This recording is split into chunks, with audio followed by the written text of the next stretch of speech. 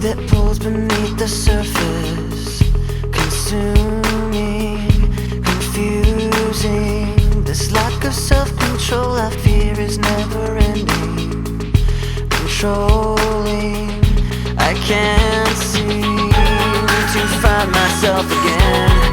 My walls are closing in. Not a sense of confidence, I'm convinced that there's just too much pressure to take. I felt this way before, so insecure. Crawling in my skin, these wounds, they will not heal. Fear is how I fall, confusing what is real. Discomfort endlessly has pulled itself upon me, distracting, reacting. Against my will I stand beside my own reflection,